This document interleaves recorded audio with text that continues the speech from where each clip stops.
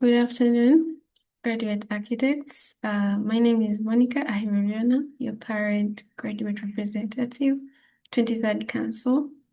And yes, today we are having our first workshop and it's addressing how to fill our logbooks. Technically, there are two documents. We have the report and the logbook, and this is done after every quarter.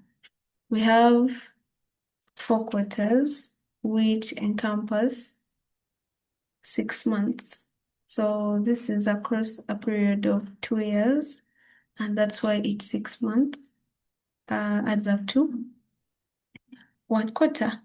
So all the questions that we've had regarding this whole process, from the man hours to can I have 2 mentors, can I have 1 mentor, what happens when I change a mentor, all that is going to be addressed today with the guidance of architect Daniel Sekamwa, who is currently the chairman of the Board of Education at the Uganda Society of Architects. He's also on the Education Board under the Architects Registration Board.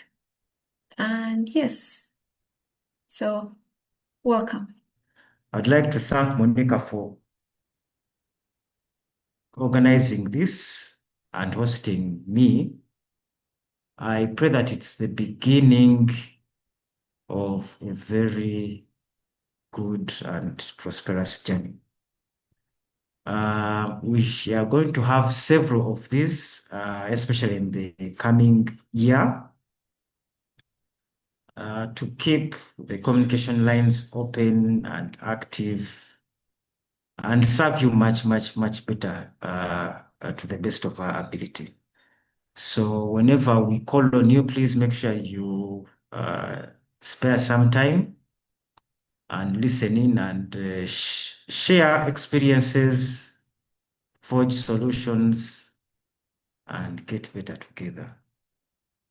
Okay, now today we are going to look at how you fill in your logbook.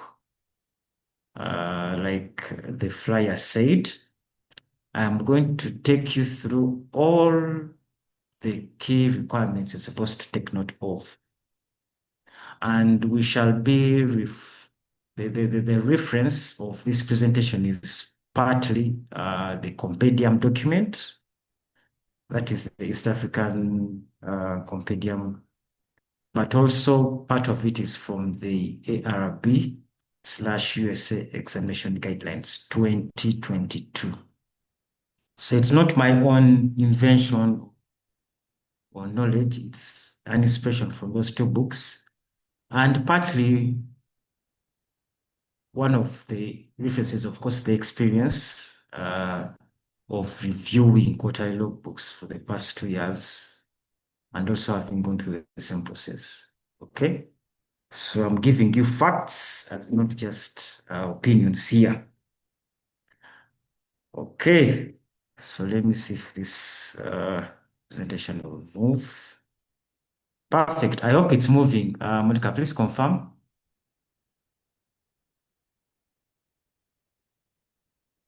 You're muted.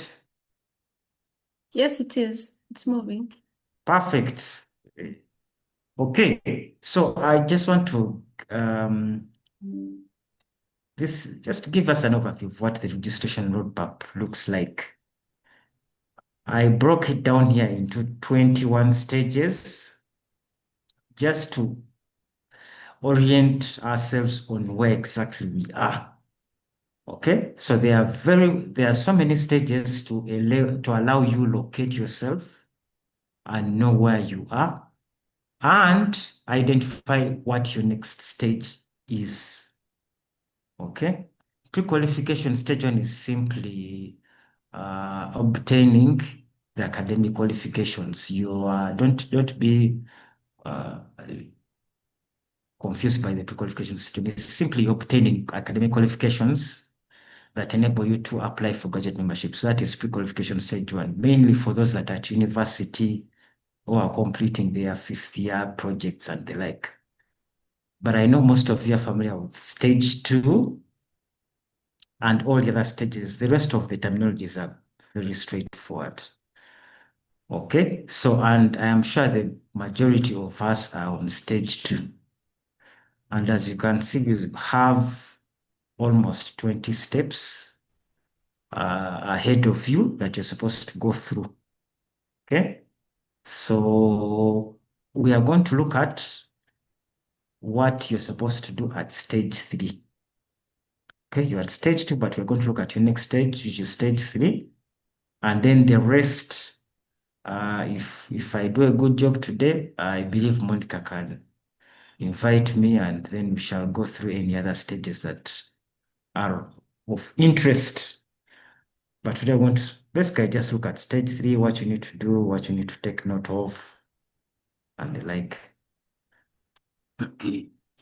Then this is the professional examination structure. Now, this is simply gives you the linkages between the different persons that are involved in the examination cycle. Okay, it's not just the chair education committee, sorry, or the chair board of education, or no, it is a process that involves several people, several boards. Okay, it's not a one-man show. So it requires a collective effort from each and everyone that is shown in this structure. Okay, if we are to start from the very top, you have the Architect Registration Board. Then when we go down on the right, we have the ARB Education Committee. Luckily enough, as the Chair Board of Education, I'm also a member of the Education Committee. Okay, but we have the ARB Education Committee. Then below the Education Committee, we have the Uganda Society of Architects. Okay. Then when you go down, you have the USA Chair Board of Education. Okay, that is on the horizontal. Then when you go below the Chair Board of Education, you have linkages. That's why I've told you I'm a member of the ARB Education Committee. That's why you have a dotted line going up to the ARB Education Committee. And you have another dotted line going down to the mentors as the Chair Board of Education, because I need to keep in constant communication with them. Sometimes verification of the information that you submit in your quarterly reports. That's why there are those dotted linkages. Okay. So after the Chair Board of Education, we go to the USA Board of Education. Now, lucky enough, Monica is part of this board, just to create a window for her to see what exactly happens in this board and the like. Then we have on the extreme left, on the same level, we have the USA Board of Practice. Now, this is very critical in the process of onboarding you as a graduate member. Okay, so that is very critical. Then let's go lower. You have the mentors. Okay, that have, like I mentioned, they have a linkage to the Chair Board of Education. Then below the mentors, you have the ARB/USA committee, sorry, examination board. Okay, now this examination board, if I'm to just consider it a bit, this examination board, when you go down a bit, it has 3. It has panelists. It has, these are panelists that interview you for all exams. Then it has the professional training seminar facilitators. These are the ones that facilitate or do the training in the examination seminars that you'll meet far ahead. Then you have written paper 1 and paper 2 examiners. These are the ones that set your examinations questions for paper 1 and paper 2. Then if we go back up on the level that has the ARB examination board, you have the graduate architects. Okay, who are the people on the audience on the score. Prepare your responsibility, of course, is to prepare the quarter reports, submit, apply to sit for exams and sit exams. So that is the whole structure, and all those are persons that contribute in one way or the other to the examination process. Okay, So it's not a one-man show, it's a collective responsibility for all those persons and boards and committees. Okay. Now, let's go to the contents. I'll skip this. I'll come back to this later. Here I wanted to mention the the three dogs. I think some of you have mentioned have heard that term before. I simply call them the three dogs because it's easier to remember. But what that means is it's DOG. D is for date. Okay. So you have date of graduate membership.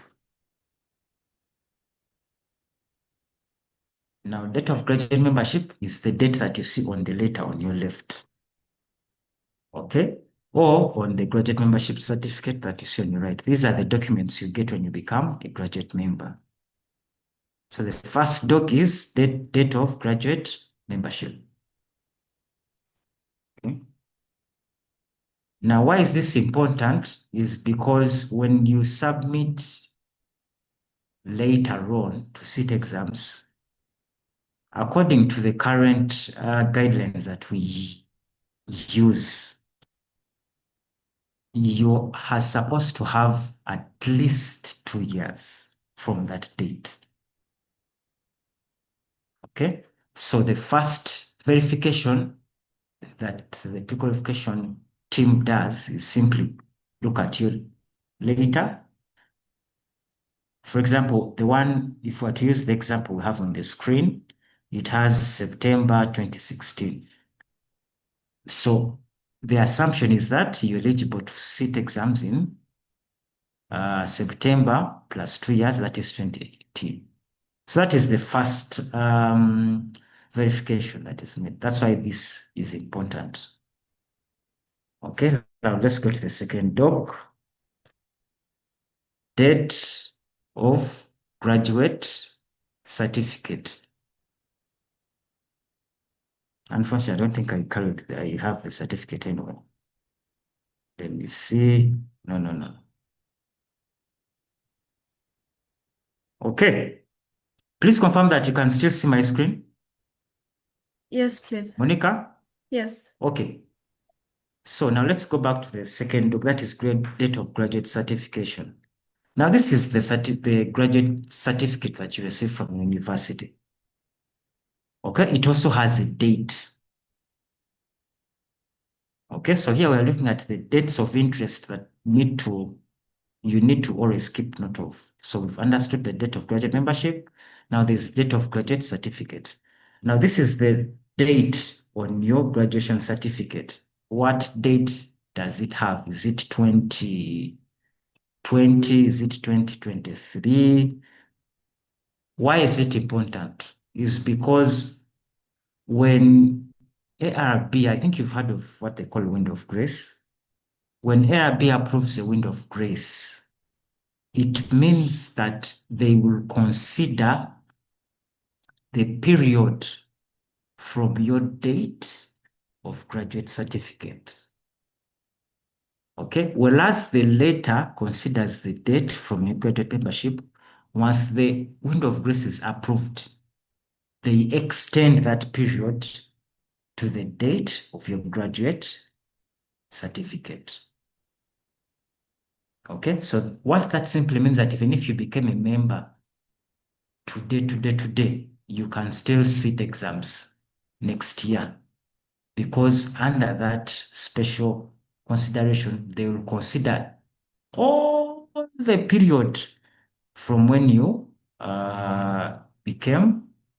from when you graduated from your university. So that is date of graduate certificate. Now the last dog, date of graduate appointment. Okay. I was supposed to share my appointment later, but I think it must be in another slide. Anyway, now date of graduate appointment. This is the date when you are appointed as an employee at your workplace. This is like the commencement of your training under a mentor or a registered architect. Now, why is this important? Is because it is a requirement for pre-qualification for your mentor to write a recommendation letter stating the period or the date from which you have been under their employment. Okay? So it is shown as proof. It just gives us proof that, oh, this person has been under this mentor's employment for such and such a time. And it's also a requirement. Now, if that letter is not part of your pre-qualification documents when you submit later to sit exams, you shall be given a provisional approval for pre-qualification. Okay, because it's when things, until when your mentor presents, you're able to obtain that letter from your mentor signed, and then that's when we shall give you an unconditional status of pre-qualification. Why these are important is that they help us verify the person submitting these documents, because we're not always there doing your training. So they just help us to verify your training and also the mentor. So those are the 3 docs. If you have any questions, please take note. There'll be time for Q&A at the end. But I thought I would just mention those 3 docs so that we know how to avoid being beaten by any of those dogs. Okay.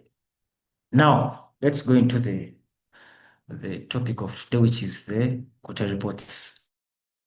Now, before I take you through the contents, I just wanted to share this. On the left, we have the checklist. Whenever you submit your quota report, this is like the checklist that the team reviewing your report goes through. Okay, and it simply lists every key item that is supposed to be in your reports. And we have on the right, we have where we give remarks. Okay, and then we have the details of the content, the details of the mentor, we have the remarks, we have a mark whether the content is satisfactory or it's not satisfactory. Then we have the reviewer's comments and details. Why this is done is we want to make sure you get feedback real time and you get constructive feedback, because this is supposed to help us better our training, better our report writing and the like. Okay, so this is what the checklist looks like. Then on the extreme right, that is where we have, this is for pre-qualification for those that intend to sit exams. That is their version of checklist. It also has a table, but here I just wanted to give it a different graphic to make it more interesting. But it also has a similar table where we cross-check key requirements that are needed at that stage of pre-qualification. So I am going to go through all, there are over, I think we can see there are over 36 items. But trust me, I'm not going to take 36 minutes. Some of these are very simple things, and you'll see them in the next slides as we go through the quota report and the logbooks. Okay, so let's start with the cover letter. Now, it is important. In fact, this is part of the, I have here my guidelines. And just to show you that these things are not in my head, it is important that whenever you submit a quota report, you receive proof. It's called proof of submission. Okay. On page 6, here, if I'm to read verbatively, page 6, it says, graduate architects should obtain proof of submission and acceptance for each quarterly professional training record and logbook submitted to ARB or delegated entity. For this state, the delegated entity is USA. USA Board of Education.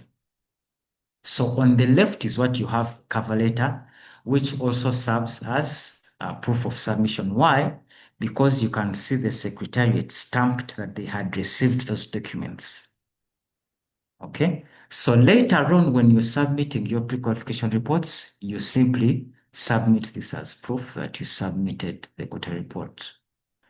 Now, a cover letter simply has the title and the contents. Now, this was a pre-qualification cover letter, but for your case, you'll be submitting a quarterly report, so you'll only list the contents of that quarterly professional training record. This is the report and maybe the logbook, as simple as that. Okay, you don't have to list all the 9. It won't have all the 9 contents. It will have like only 2 things, the quarterly report and the logbooks only. Okay, then you submit that later, you go with a photocopy. So the original stays with the secretariat and you receive and they stamp on your photocopy. Okay, now there's another new thing that you'll interface with next year. One is the register. Okay, there's going to, usually, I think you've been writing in a book, a certain book at the secretariat, but for purposes of having better records, there's going to be a register. This will include your name, it will include your graduate registration number, it will include the number of quarterly reports, something like that, so that we track either it's your 4th or 3rd report or first report, so that we're able to track when you are due to sit exams and follow you up. So you'll find a registrar for you to fill in, just name, number of quarterly reports, registration number, blah, blah, blah, blah, mentor. And then you'll also be required to submit a soft copy as well. Now, why soft copy? This comes from the comment that we received from the oral examination panelists who want to spend more time reviewing your logbooks before they examine you during the orals. Now, because you submit one hard copy and we have a panel of 4, you find that you cannot share that one copy among the 4 panels, and it's also not a good solution to make you submit 4 copies. So you will submit a hard copy and also a soft copy. Okay, such that in the event that you're sitting exams, this can just be shared among the examination panelists, and they can review your work before they interview you. So those are the 2 things. You'll have a register. The next time you submit your logbook, you'll also submit a soft copy. Okay, so cover letter is done. Go to the next item. Recommendation that this one I'm not going to talk about it when there's a session for pre-qualification. That's when I'll talk about the recommendation later. Even the CV at this stage is not a critical requirement. What we simply need is a quarterly report and logbooks. So even the CV, I'll also just I want to talk about it because it's a pre-qualification item. Let's go straight away to the quarterly report. Now, the first page definitely is what you see on your left, and it has your general information, the graduate architect's general information, name, number of quarterly report, the period, training location, the firm of working, the school of education, phone number, email, basic, I mean. Then the lower section has the placement provider details. the firm, address, phone number, email, then the mentor's details, registration number, name. Basic. That one I won't do so much. Then on the right, we have a brief of the placement provider, where you work. It's a simple description. This you can even refer to the company profile or company website. They have a brief description of your workplace. Who is the principal architect? What do they do? Just to brief description of your placement. Then, of course, declaration.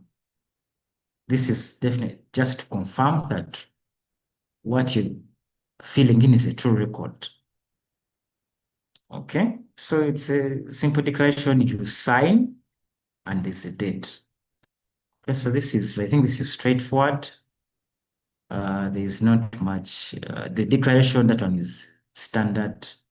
Confirmation statement, the brief description of the placement products that you can get from the company profile or website. This is straightforward. Now let's go to where it's interesting. Page 2. Now here you have the agenda topics. Agenda topics, this is like the table of contents. Okay, like the table of contents that is in your quarter report. Okay. Review of the workplace, review of the other experiences, general candidates requests, preparation of all that is like the subheadings of your quarter report. Now let's go to the table that you see below. Now, this is a new item that gives a summary of your projects. Okay, as you can see, it has summary of projects handled in July.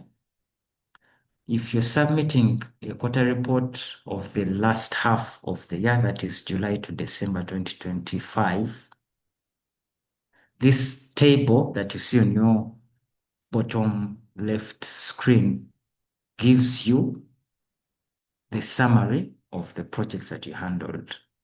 Okay, for example, you have the project, you have the date of the project, when you started working on that project.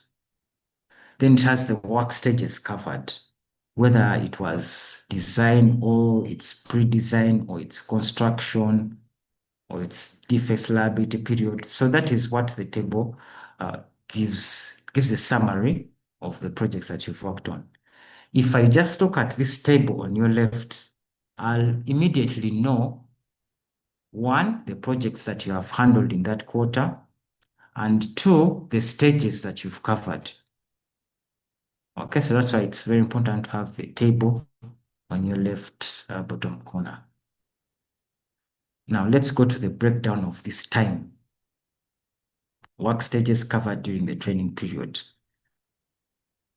Okay, now the report breaks down the work stages into A to B, C to E, F to H, J to K, and defects liability period. Okay, so you allocate the time you gave to each of these work stages. If it was simply design, then you allot all the time in the quarter towards design. If it's during construction supervision, then you allot most of the time during construction supervision. And you're always a participant or an observer. On some projects, you're simply an observer. You're not taking lead. But if, as you gain experience along your training, you find that on some projects, you actually take the lead. Okay? So usually, sometimes a participant or observer. Now, it is important that when you're filling in this table, okay, this is like a hack. Please, colleagues, as much as we're being truthful, let us not avoid, they are called red flags, okay? For example, if just by mere calculation, and I know that a quarter has 800 hours, and candidate X is filling a total time of 600 hours, surely that creates a red flag, okay? If the total of your time is less than 800, just know that's a red flag. Okay? Because if you have 8 working hours a day, you have 5 working days a week, you have 4 weeks a month, ideally that should give you around 800 plus. So first, check number 1 is the total time input at this stage. Okay? If you are registering less time, you can always boost that time and do some and put in some extra work to boost the time, that the minimum time that you rate that you accumulate in a quarter. Then the table below has other activities, things like CP days. If you take leave, you fill in the days of leave. If you do some personal reading, you indicate the time. Okay, if you, for those that intend to sit exams, if you're doing some reading, you indicate that time and give the total. Okay. Now let's go to the project details. This is another table. Now this table simply has the achievements that you've done on every project. Remember this table that I showed you on the left bottom corner? Now this goes into the detail of each of those projects. So you have the location, client, contractor, consultant, contract amount, start date, completion date, work stages covered, description of the project, the achievements that you made on that project, and the challenges. Now here I want to urge you to be as more detailed as possible when it comes to achievements. If you mention things like design, you elaborate on what exactly on the design. If was the scope, we need to get a feel of the scope of the project in terms of square meters of complexity. When you talk about a report, the feel of the contents of the report that you making, maybe it's a monthly progress report. What were the contents of that report? If there are minutes, what were the contents of the minutes? By contents, I don't mean the actual information in the minutes. By contents, I mean it had action points, it had an attendance list, it had the title of the project, it had the contract sum, something like that, okay? Otherwise, how shall we know that you actually prepared the minutes? Okay, then we go to the last, which is the challenges. Now, challenges has sort of like a 3-part response. Whenever you give a challenges, one, it's important you give the challenge, you give the cause, you give the solution. You don't just give a challenge and leave it hanging. Okay, you give the cause and solution. That way, you'll be able to understand and have the knowledge on how to avoid a similar challenge in the future. Okay, and you'll have shown that you've learned how to overcome such challenges. Okay, so one of the ways to improve our report writing, one of the things that that the board is cooking is to have open days. What that means is that one of the members of the Board of Education will be stationed at the secretariat for every last Friday of the year. Of course, this will start in January 2026, and they'll share with you some of the reports that have been done well, and you'll be able to pass by the Secretariat every last Friday of the month, just to like an open day, to look through how exactly do you write and where can you improve and things like that. But also to have an engagement Q&A as we move forward.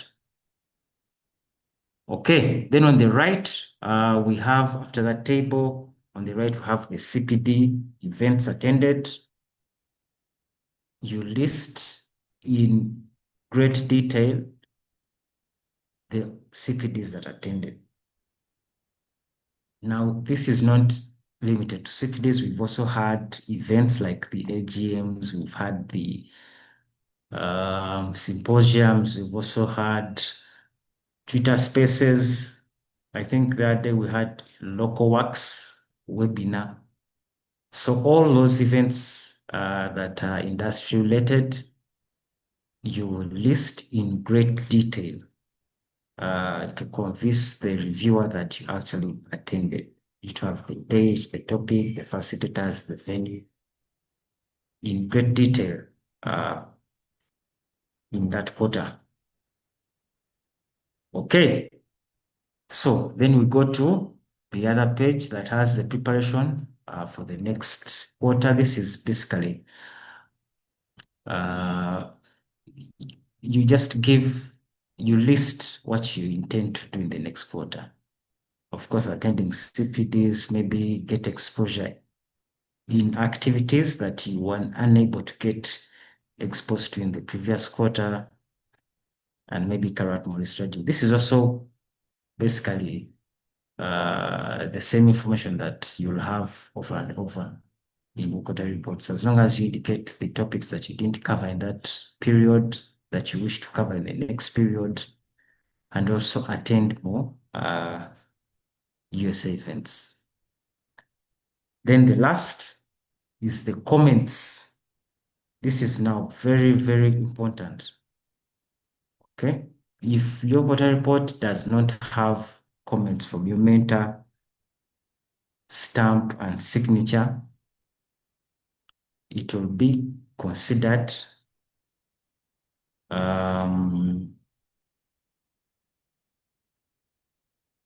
non-compliant.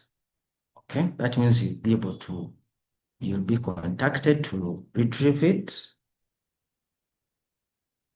present it to your mentor, and then have them sign, comment, and then you submit your copy.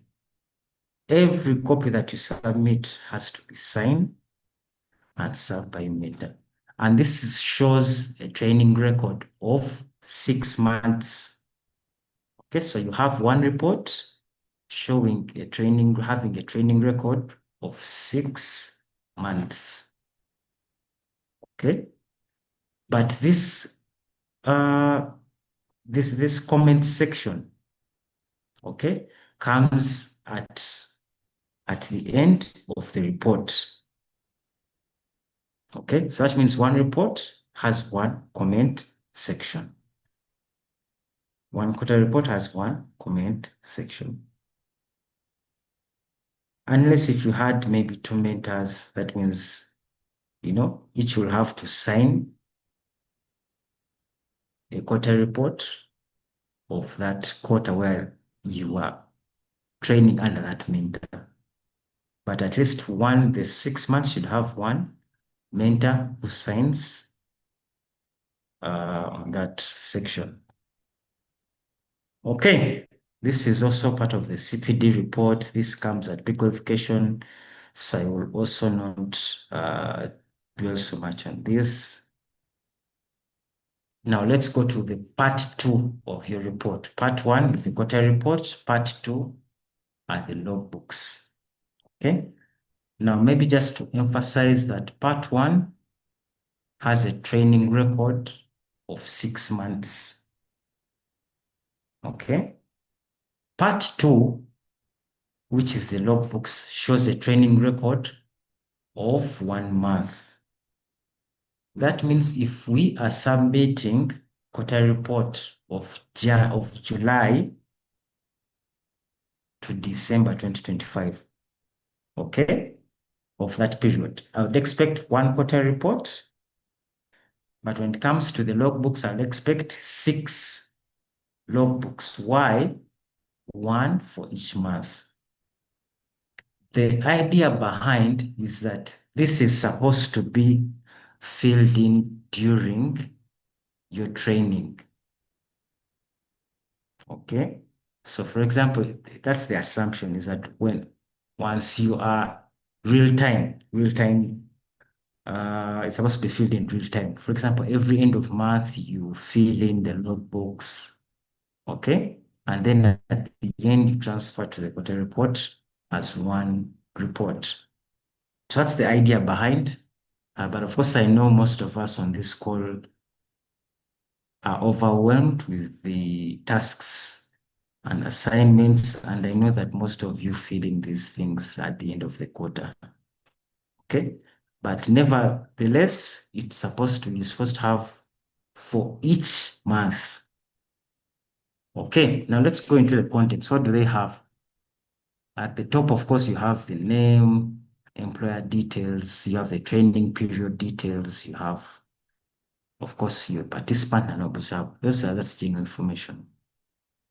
Then it also has the activities. These are all already listed out.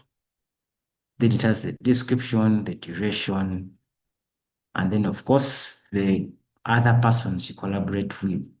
Because in this training, you do not work alone. You work with your mentor, you work with structural engineers, electrical contractors, client, and all other persons that are involved on projects. Okay, so number one, of course, you have to be mindful of the time. That is the very first check. Please, let's make sure we do some, review when we filling in this time. Okay, so first, where you have the column that has the duration, the total time at the end ideally should not exceed the time in a month. That is the first check, number one. 2, you do not work alone. So the expectation is that you need to see that you actually collaborated with the appropriate persons when you're working on this project. Okay, so we expect you to show some level of collaboration with the surveyors, M&E. So whenever you collaborate with these persons, you have a tick. Okay, that's why you see there are those ticks, more than 4 ticks in some areas. Okay, then of course you have your mentor, who's the constant person you collaborate with. Now, this is able to account for, one, the time and also the activity.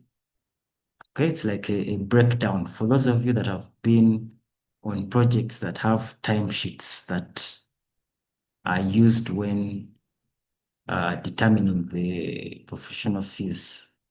Okay, so this is like that sort of breakdown of time.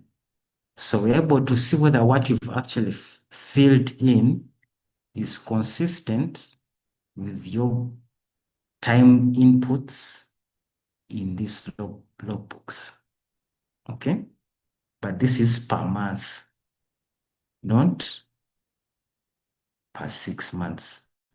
So I expect you to have at least six of these log sheets showing you in January, you spent most of your time in construction supervision.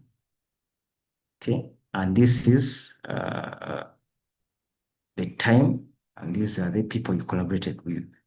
Or maybe you spent some of the time in job management, correspondences, emails, things like that. Okay. But ideally, at the end of your quarter, you're supposed to at least get exposed. Whenever you see that your input is concentrated in a certain area, it is important that you reach out to your mentor to enable you get exposed in other fields of practice as well. Okay, now the logbooks have two parts. They have the log sheets, which is this, and they also have the project description notes. Okay, now similarly to the previous table, this shows you the projects that have been that you found in that month. Okay, so this is like the proof of this time. So if I look at this time and you've ticked, let's say pre-design, I should look at the project description notes and be able to identify a project that you have handled design phase. Okay, so this is like the proof of the log sheets, and it has the client, project title, the description, points of special interest. Okay, what you've done, you've designed this and this and this, in great detail, of course. Then it has the office, supervisor's comments, and then it has the supervisor's signature. Okay, now this is also very important. Make sure there is always a comment, signature, and stamp. If those are not indicated in any of the documents, you'll still be contacted to retrieve your logbook and have that part filled in before it's accepted as a record, as a true record. Okay, so for every project that you worked on in that month, you should have a similar table of the description notes. So you do this for Jan, you do this for July, August, September, October, November, December. Okay, and it's supposed to be a progression sort of. For example, if let's say in July you are at design, and in the next, let's say 3 months, you progress to let's say tendering. So that means that the project description notes and the log sheets of, let's say, in the next 3 months will reflect that progression. So the project description notes will show the tendering stage, and also the time allocation. The log sheets will show procurement. Okay, but if the stage is the same for the next 2 months, then that means even the information in the time allocation and in the project description will also be the same. Okay, so that is it, colleagues, for the reports and logbooks. What are the tips, of course, that I can leave you with? Submit day before the deadline. Okay. Then, of course, scan and file a received copy of your submission. Of course, definitely some of these are tips that come in the pre-qualification stage, like the one of scan and file your payment receipts. This will come later as a requirement in the pre-qualification stage. Then, of course, ensure to be noted by practicing architect with paid up subscription and practicing certificate. But allow me to add who is also a mentor. An eligible mentor is one that was 4 years post-registration. Those references we have I will not go in sort of a test condition in their examination. Okay, any questions? Over to you, Monica. Thank you so much for the thorough presentation. It was very enlightening, and currently we would like to receive any questions that have not been, that you feel haven't been answered through this presentation as we prepare for the submission in January. Maybe we could hear it from the horse's mouth to like verify the date. And yeah, okay, I can see a hand raised. Yes, Fauzia. Yes, thank you, Daniel and Monica, for organizing this and for the submissions you've given us. So I have a question on, or I would request for more elaboration under the issue of window of grace, like for whom that is eligible to, and within which years are we looking at, like, and then how to submit if someone is given a window of grace, how to submit their joint reports. Like, could you throw more light on specifically that area, the whole window of grace submission like system? Thank you.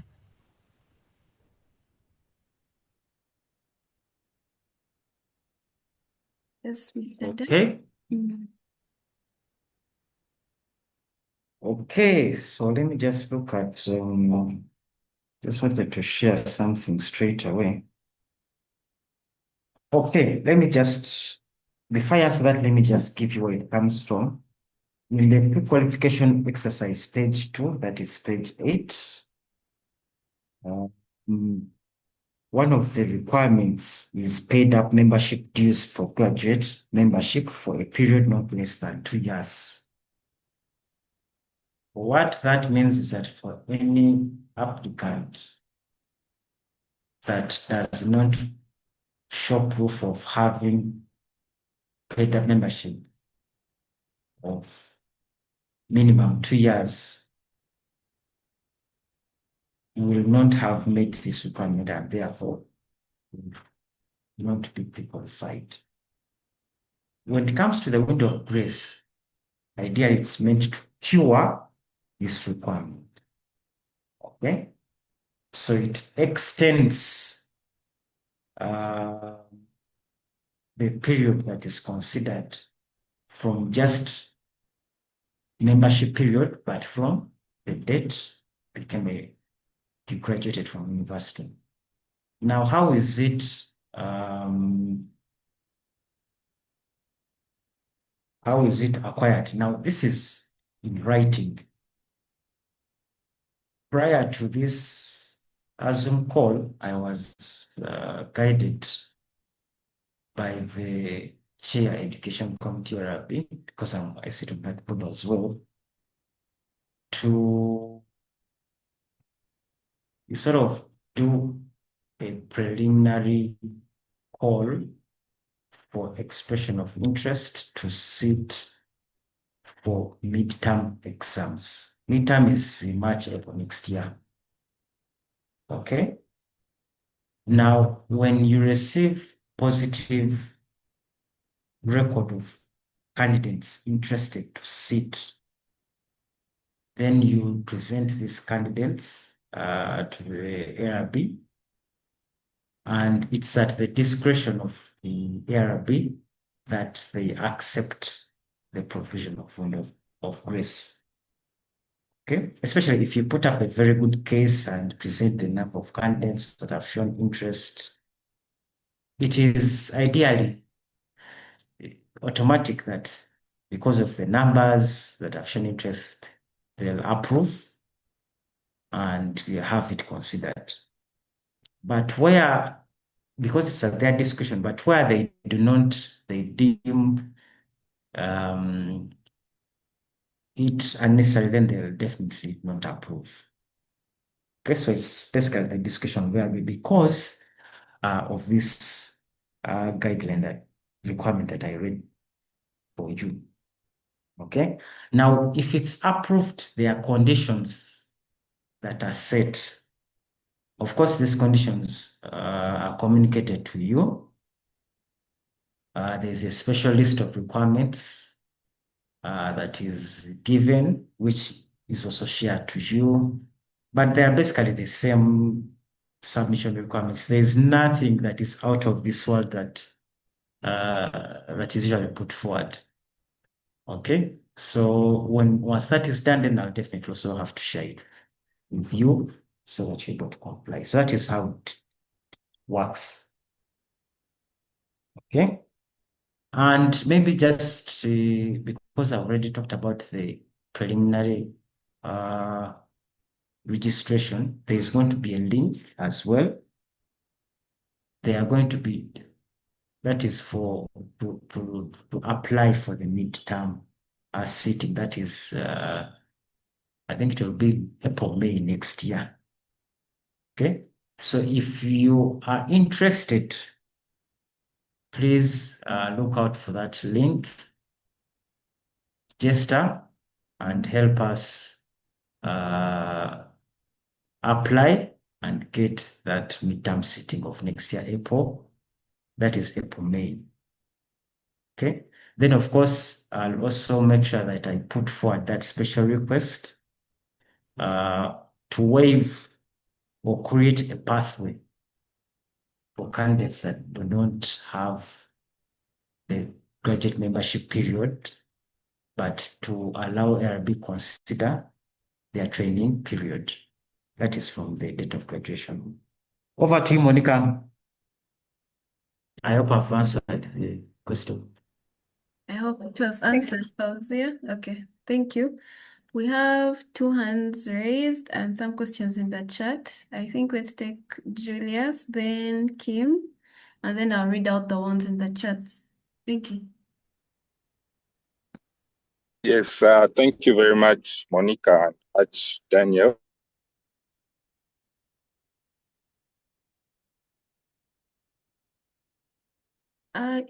We can't hear you. I don't know if that's just me. Yes, he has dropped off. I don't know what happened. Oh, okay. I think, Kim, you can ask as I try to get in touch with him.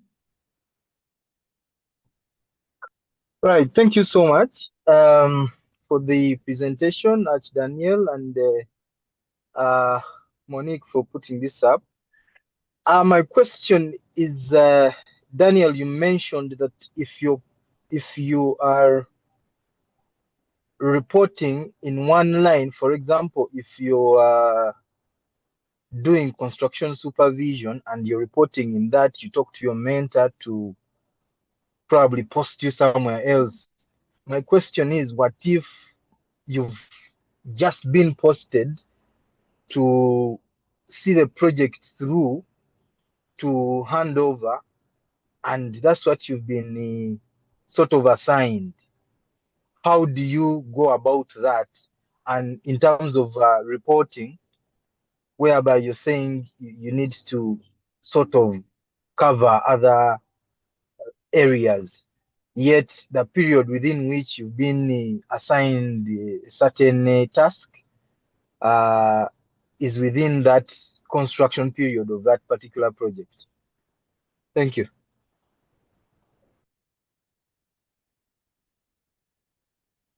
Okay, thank you so much for that question. Briefly, the purpose of the training is to enable you get exposed, get an all-round experience. If you have been assigned a task on a project, okay, it's okay, please proceed. But as you accomplish that task, whichever it is, maybe somewhere you're the one leading the construction supervision team or something like that, it is okay, that's fine. But it is very important for you to understand that whereas you have been assigned that role, you need to create some time within your schedule to get exposed to other areas that you may not have been exposed to. Okay. If it's your first quarter, I mean, you still have a whole 3 quarters. But if it's your last quarter, you don't have to necessarily be posted somewhere else like you've mentioned. It's just an exposure, maybe a day in office, you can hang around with the admin, just to understand how taxes are filed, how correspondences are managed in office, things like that. It's just a day, okay, so that you get a whole round experience of the practice, because when the examinations are set in to cover all these areas, and for you to avoid getting shocked, it is important that during your training you just carve out some time, not necessarily an entire 3 months, so just to get exposed to those critical areas that you find you could be missing out. Thank you. Over to you, Monica. Thank you so much. I'm now going to read out the questions within the chat. The first one was from Henry. Kindly re-explain the third dog. I think that was the letter of appointment.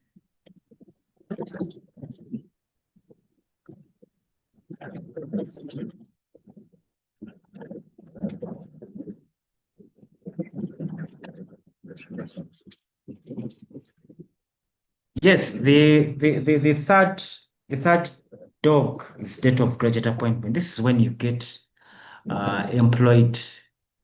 Yes, it's called an appointment letter. So that is where I got the wording from. When you get employed by your mentor on a project or in their firm, and they give you an appointment letter or contract, this is to an agreement between this and this for this duration, and there'll be a graduate employee, something like that, where you get formally employed by your mentor on the project.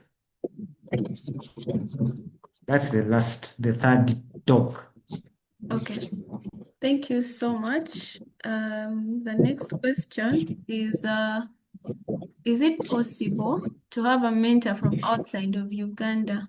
And is it allowed for one to have practice out of Uganda? Yes.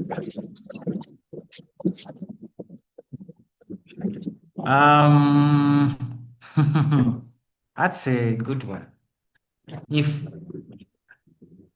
as per the guidelines, because again, when these records are being reviewed, it's not just one person reviewing. Especially at pre-qualification, you have representation from ARB,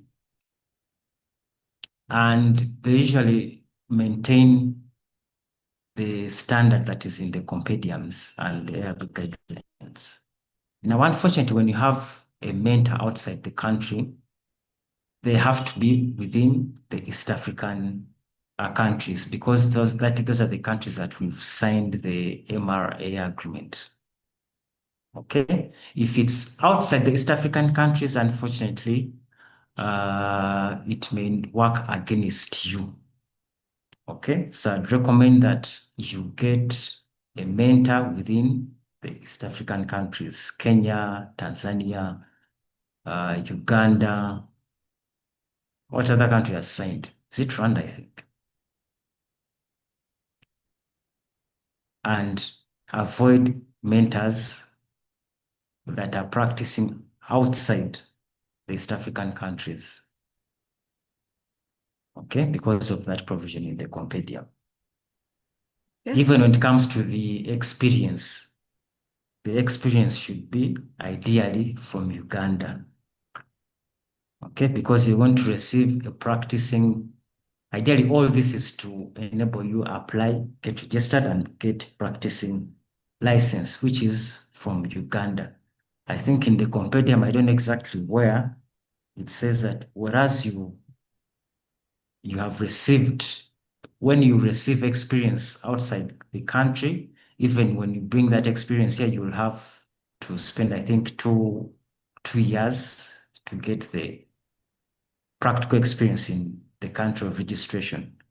I'll share that specific statement after the call. So those are the guidelines that we follow. Please, let's stick to the East African and the training specifically in Uganda. Thank you. Okay, thank you so much. I hope that cleared that out. So East Africa mainly, ideally Uganda. The next question is looking at a scenario where you have two registered architects as your mentors in the same firm. can I place both and have both their comments and signatures in my reports? That is what they call, is it, they call it what? Overkill. Yeah. Ideally, they give you up to 2 mentors, really. If my memory is correct, they give up to 2 mentors. Just use one. I mean, if they're eligible and they're available, just use one.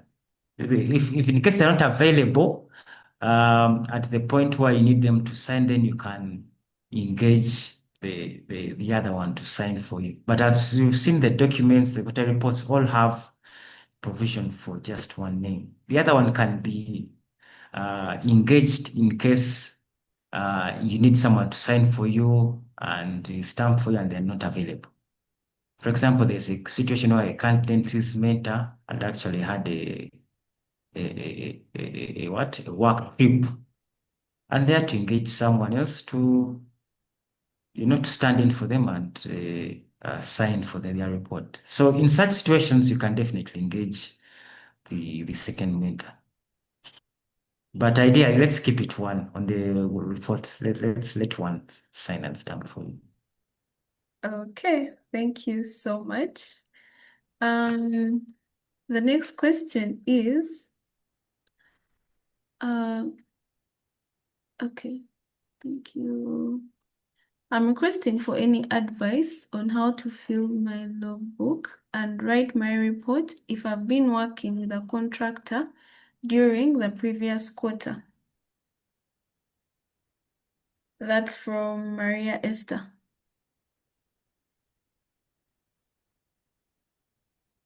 Okay, this one is okay. One, the logbooks and the quarter reports have been digitized. I think let me start from there. So if the grad rep has not shared the soft copy template for you to adopt, then please inbox her to share with you the digitized quarterly and log sheets so that you're able to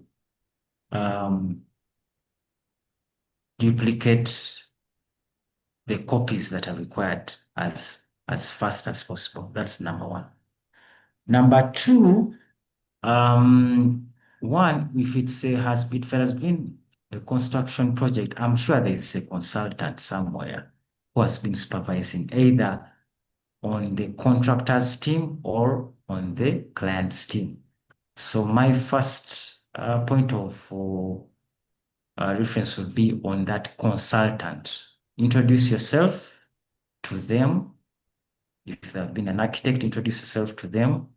The purpose for which you're engaging them for, and because they've been in touch with the project, they know the ins and outs, they are best placed to sign for you during that period you've been with the contractor. So reach out to them, engage them, share your draft reports, and I'm sure they'll have no problem verifying and signing for your quarter reports for that period. Over to you, Monica. Thank you so much. We have questions. I mean, we've been here for an hour so far, so maybe we shall go through these really quickly. We have one from Goreth. She's asking if there are any policies that graduate architect interns governing the graduate architect interns in the workplaces. I don't know if. Hey, that one, yeah. Policy sounds quite broad. There are some guidelines I would expect the East African Compendium. I remember when I was reading through, Yes, yeah. I found some guidelines in the internship. So I would recommend the East African Compendium document. I think Monica is sharing it. There are some guidelines there. Then in detail, I think that's the one that has the detailed guidelines. Then the ones that list is the ARB examination. That one just, it's not detailed. They just give brief notes. But the compendium has detailed guidelines, which you could, use as policy. Yeah. Thank you. Then we have a question from Gray.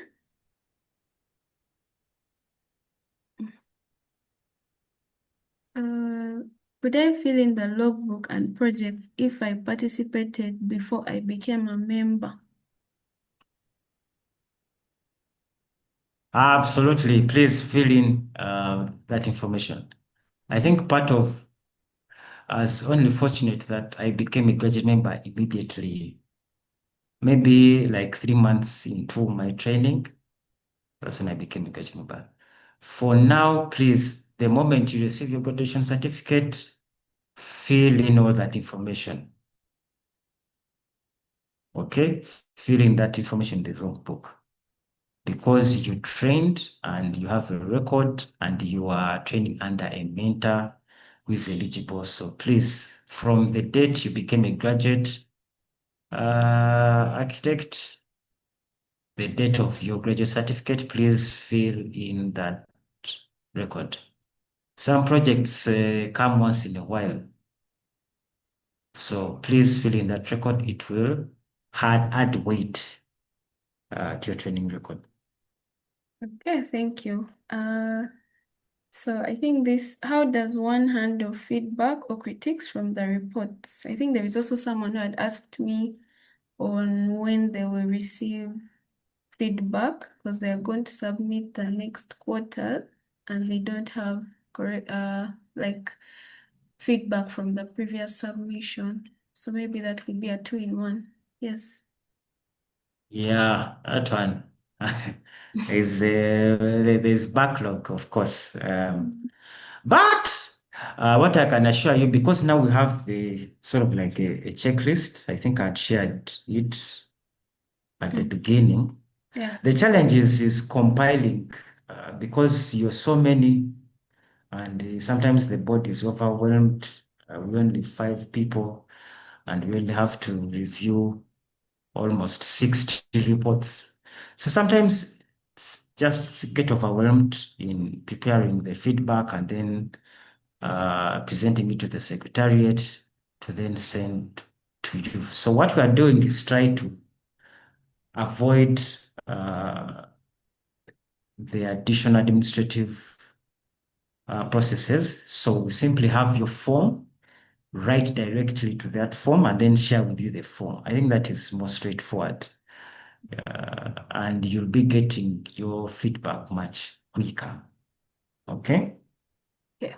Yeah. So the previous comments that one, if we're able to prepare it, well and good. But for now, let's consider the feedback that you'll receive on the next submission. There's the question of how do they handle it? Do I handle it in the next quarter I'm submitting? Very good. Very good. The next submission. It's a continuous Process. process, yes. So you handle it in the next report. Unless if your mentor did not sign. That one you might want to retrieve the report and have it signed. But if it's just a comment on the way you described the achievements, then it's for you to deal with in the next report. Okay. If this is from Joshua, if I began my training with Mentor A and later got employment with another firm, what guidelines are there for one to change a mentor? Absolutely, it's acceptable. The minimum, I think, is 6 months. So ideally, if you, let's say you change employment and mentor in, let's say, around May. Okay. So make sure because May is close to the end of the first quarter, let the first quarter record be signed off by the previous mentor or employer, such that you start fresh quarter with the new employer. That would be how you do with it. Unless if there's like a very significant project that starts midway the quarter, which you can still do 2 reports for that quarter and explain that you had a change of workplace. So this quarter has 2 reports. But ideally, if it's not a very major project, then you can carry forward that training to the next quarter. Okay, thank you so much. So they can just change it on the submission, or do they have to notify the secretariat? Do we have to notify the secretariat? No, it's change on submission. For example, if you let's say it's midway the quarter, so you submit a quarter report, but it will have two tables. The workplace, you sort of have like 2 halves, okay, of the report. The first half will show the other workplace and the other mentor. Then it will have work from, let's say, Jan to, let's say, March. Okay. Then the other half of that quarter report will have from around April to June, and it will have a different workplace. And but if ideally that you only go for that if it has like a major project. Okay. But if it's not, then just carry forward that training to the first month, let's say in July, just carry forward all that into July, and then do it to the new mentor. Because even the guidelines actually say you're supposed to, what the training that is considered eligible and a mentor is that which has been obtained, I think, under 6 months. So make sure you read those guidelines, otherwise they can be points of contention for your records. Okay. Yeah. We have 2 more questions. Thank you. Oh, there are now 3. Okay, we have 3 more questions, and I think that will be it unless there is something burning.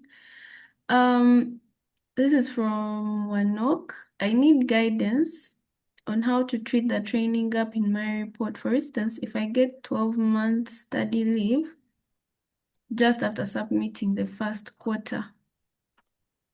Yes, in case someone leaves for school.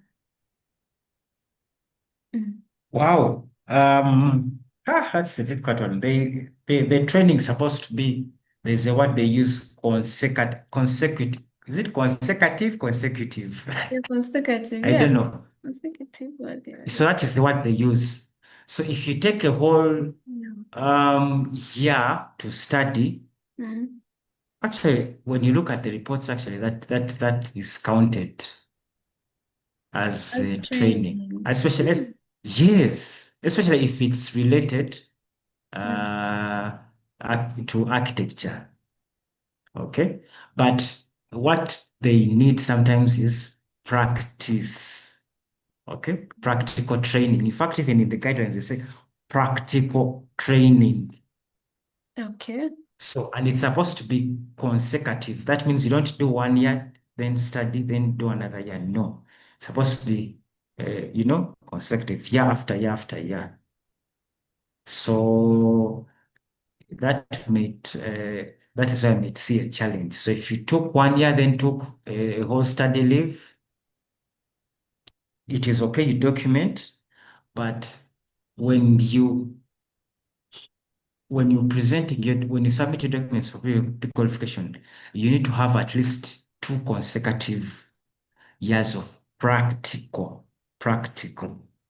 That's the word they use. So even in that training, there has to be some proof that you did some work here, such that you get on the good side of the people that are reviewing your reports. Otherwise, it may create a red flag.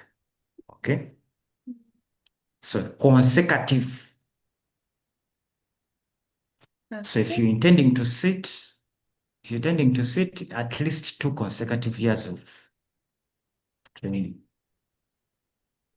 Okay. Two last questions about this is from Joshua once again. About the logic on man hours provided for the report. Sometimes it's hard to work 8 to 5. We actually work past those hours, sometimes on weekends and past 5 p.m. What does the board consider when man hours? That is even to your advantage. That is to your advantage because the minimum is 800. So if you have like 1K, that is to your advantage. Okay. That is to your advantage. Yes, that is to your advantage. Even if you have 15,500, that's to your advantage. Okay. It's these minimums that create some red flags. But 1K, 15, 2K. It's fine. Okay. We have our last question. I don't see any hand that is raised. So, yes, this is from Moses Magala. Daniel mentioned a link. Could you please clarify when we can access it? I think, okay. Oh, Mm. yes. Tomorrow, it's in the final stages, please. I'll share that link tomorrow. Okay. There'll be two links. There's one for candidates that have academic qualifications beyond the East African countries, Algeria, China. There's a special engagement that the chair ARB Education Committee is planning next year. So that will be the first link. Then the second one is the preliminary, just call for those candidates that want to sit April, May next year. That is in the first half of next year. That will be the second link. So that one is going to come out tomorrow. You simply click your name, enter, and then simple as that. No other things will be required. I have report, I have what? No. This is just name, mentor, data. There are like 10 things. No submitting anything, just expressing interest, and you'll be part of the list, which will help us request for that sitting in January. Okay, the last one is how can we get these documents that you just presented? The logbook and the other one. Yes, that one I'm going to share it immediately after this call. I'm going to share it with the grad rep. The compendium you have to, I think, it's what? How many dollars? 50? Yes, it's $50. But you pay in shillings. You can also pay in shillings to the US account, isn't it? As per the Yes. requirements, Yes. unless it's a They, current update. Is that a current yes, update? yes. Okay. Before, I think there was a general concern about paying in dollars. Then SCBS. then now they said, no, if you have shillings, you can pay in shillings to the USA account. Yes, so that one you can get the compendium. Then of course for the templates, if you don't have those, I'm also going to share the report. I'm also going to share with the grad rep. At least by the end of today, you'll have the report templates. You also have the ARB examination guideline. As for the compendium, that one you have to access the secretariat for that. Maybe I just want to throw more light on the compendium. So the compendium you receive has a serial number on it. So whatever you're submitting is assigned to your serial number. That's why you cannot get someone else's compendium and just maybe photocopy. It will all be considered as if it's that person's submission. There is a serial number. So yeah. That is all for the questions. This was really insightful. Extremely grateful. Daniel for making the time, honestly, and being very thorough about this process. It's been insightful, and for everyone who has spared their holiday time to be able to be part of this. We've been 45 members maximum. Right now we're still 42, which expresses a consistent attendance. Yes, thank you so much for making the time. Otherwise, yes, Merry Christmas and a Happy New Year. See you when you're submitting. Submission is on 10, right? 9th, 9th. 9th January 2026. I think there Yes. are 3 weeks left. Please, colleagues, as we celebrate Christmas, make sure you put aside some time to make those reports. 9th January. Yes, so the date has been confirmed. For any questions, please reach out to me, reach out in the group, reach out to the USA Graduate Architects email. It's active. Yeah, we are here to really make this process as easy as possible for each and every one of us. Thank you. Thank you so much. Thank you. Yeah. Good evening. Yes, have a great evening, everyone. I'll now end the call. Oh, a raised hand. Alice, yes. Is that by mistake? Hi, sorry, no, that was by mistake. Okay. Have a good day.